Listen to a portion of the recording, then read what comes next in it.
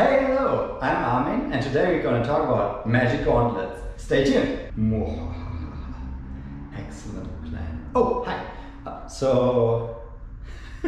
Hi, I'm an avid track day rider. If you want to see more videos of track riding, S1000 reviews, etc., check out my channel and look for the track day videos there. But today we're going to talk about Dainese racing gloves. I'm not sponsored by Dainese. If anyone from Dainese is watching it, please send me stuff my way. I'm happy to review it. But today I'm only going to talk about my experience with this glove and the new glove that is replacing it. So let's walk through how they perform, how they feel like, what's changed in the construction and protection, and summarize everything. I've owned this gauntlet for over 3 years and will give you all my insights and what I've learned about that gauntlet and its problems. And I will talk to you about improvements in the new one, what changed from gauntlet to gauntlet, and how did the protection, flexibility, and general performance of the glove change. Alright, let's get you a little bit closer. Let's talk about this glove first. This is the 4-stroke long, and it's still the 4-stroke Evo, I think, on the market, which is a short cuff model, which you can rock as a street rider. This is one of the 2 proper Dainese racing gloves. Or let's say this was the older model. We will talk about the model that replaced it very soon. So you can see it has beefy stainless steel protection here. It has this DCP slider which protects you on the pinky from a slide over ground, so you don't catch anything. Same hard parts here, so you have the entire side covered. And then here on the cuff you have a big hard part that is just exposed plastic with a little bit of leather on top, and then a soft gauntlet part here. And let's talk about the glove, and you see already the big issue with this one and why I got new gloves, but I will explain more on that in a second. So first, construction. We have here, how Anthony always calls it, the Rossi tickler, and then here there's leather wrapped around the pinky for extra protection, that you have double leather there in case of a slide again, and then here reinforced leather because that is a high use area. And then a little bit of foam here to protect your ball of the thumb. Simple fastener here and then another one here to keep things together. But let's address this guy. I always wear through my race gloves, and this glove is mostly used on the racetrack, an exact spot. So how did I use the glove? It's almost 3 years old. I thought actually it didn't have it that long, but I guess time flies. So almost 3 years.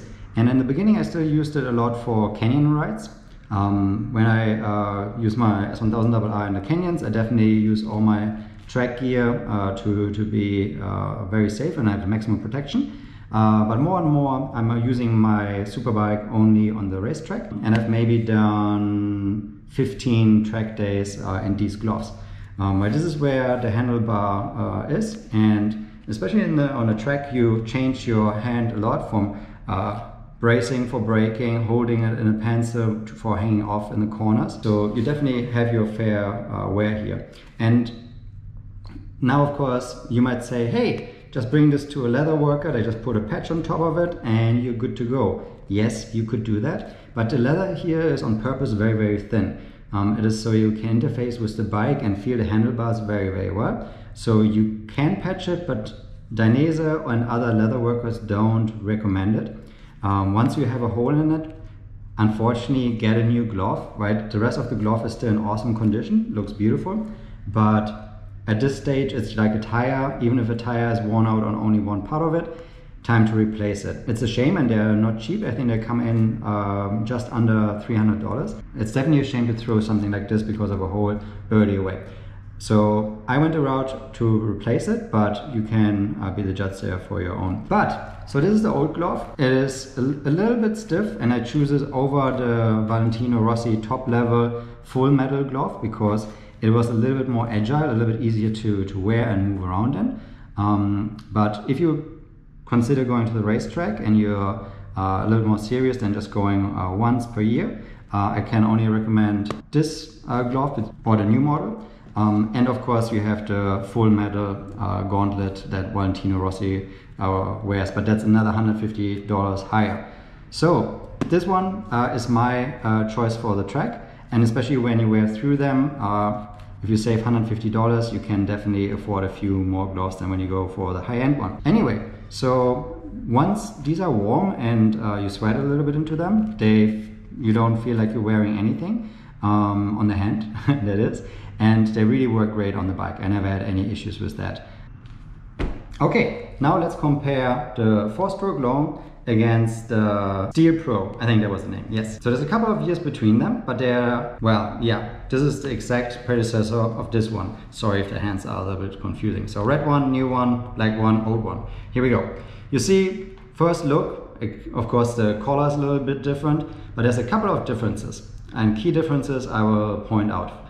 First thing, let's start here on the very top, because that's the biggest one. You see in this area there's now 4 lines, versus here there are 2 lines. That makes making a fist much easier.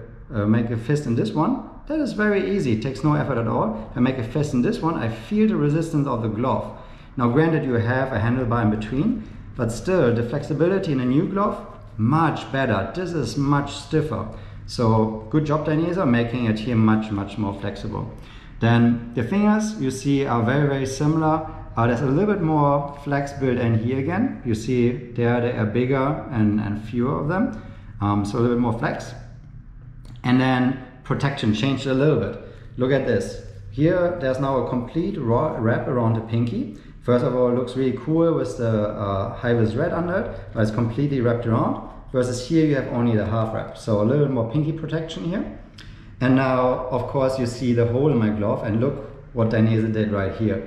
They studied their gloves, they listened to their customers, and have a patch exactly in the area where I've worn out all my previous gloves.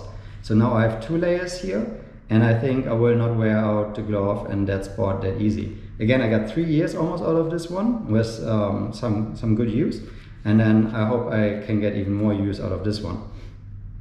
Else, right, the Rossi tickler, this patch, exactly the same here. These 2 guys are not here anymore, so they changed that a little bit. And then this pad is a little bit bigger than this one. Here's the same protection. So very similar, some differences. One key difference is you see here, this guy is in a hard part now. That was not here there, so that will definitely give you additional protection in case you slide like this. So that is very nice. And then further down, now we have here a little flap that keeps this concealed. So this is all nice and closed. Probably also for safety, that is like less where you can get caught out on, but has the same functionality. What really has different functionality is how the cuff closes. This is now not leather anymore. If you look here, this is still leather here everywhere. And this is now like a neoprene kind of material. So my hope is this ventilates a little bit better, but the overall cuff is much thinner now, whereas here was really big, and with the hard part it was like standing out quite a bit. Now there's protection built in between the layers of leather, and if you close it, it makes a really nice low-key streamlined cuff, versus when here we close it, you see it's still a lot bumpier and bigger. And then also here's another hard part for protection again for the bone where your hand meets the arm there. So streamlined cuff, different material inside, and then of course this flap here a little bit. Then one thing is also different. You see now here's an extra seam which does not exist here on that glove. So design wise, I don't mind it. I can see that some people might think this looks slicker, but it's just a glove. But this is probably for added rigidity, so that the glove doesn't come apart. But yeah, this looks a little bit cleaner, but I don't mind it. So there's like a little change there, but you really have to look for it when you ride. Also keep in mind you ride your bike like this, so usually pretty well hidden, not a big issue at all for me. So let's see, did we cover everything? Finger construction the same.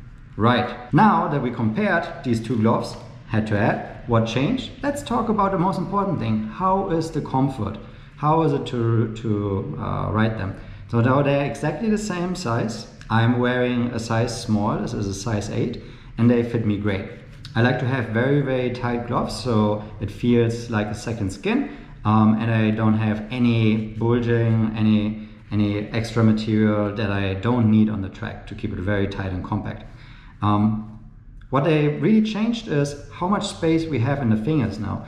Like if we compare here, maybe you can see it, the old gloves wins the finger against finger contest. This one wraps up. What does it mean? The fingers in the new model are longer. Here, my fingers touch the seams where the leather is put together, and while that is okay, it is not ideal. Here I don't touch anything in the new glove, and it's just really comfortable, which is great. So if you have a little bit longer fingers, you will fit in there. Shorter fingers, that should be also not a big problem. So for me, right, a little bit more space for the fingers there, it's great, more comfort. And then again, because of the extra lines here for elastication, closing the hand is so much easier. So more comfort in the fingers, more comfort in using it. And if I compare the stretch to the side, it's very similar. I would say this one is again a little bit softer, where you can go into this pencil direction and hang off from the bike, but that's not a big one. All right, and how does it fare in hot weather days? I hope you can see there are perforations here in the fingers. You don't have it on the outside finger, probably for protection. So we have it here on this finger, and one detail that probably not a lot of reviewers have caught yet, because here's the full wrap, no perforation in the pinky. The old one had perforation. So tiny little bit better airflow in the old one, and of course with the big gaping hole there, I have a lot of airflow in the old glove. But yeah, new one, a couple of holes here less for the pinky, but adds exactly the same perforation scheme. So yeah, there you have it. New glove, a little bit more flexible, easier to use in, and a little bit more space in the fingers, and a little bit more protection, right? Wrap finger, extra piece here, extra piece there, and a little flap here, while a little bit more streamlined here, where here we had the big base and the big protector in the way, and now it's more closely streamlined, more aerodynamic, better looking. So yeah, that's a quick comparison of this really much improved, better feeling glove. I really cannot wait to put it back on the racetrack. And comment below if you found this helpful. If you have any more questions about these gloves. Again, right, if you are serious about track riding and you like Dainese stuff, go for this one. This is the Steel Pro glove. This was the 4-stroke long. Dainese did a great update, really listened and improved also the area where I got a hole. So solid little upgrade from Dainese, and I'm looking forward to use this for another 3 years. So thanks again for watching. I hope you got something out of this video. If you did, please like and subscribe. Leave a comment below. I would love to chat with you and exchange some thoughts around these gloves or other things you want to have reviewed from Dainese, for example. All right, thank you so much, and bye.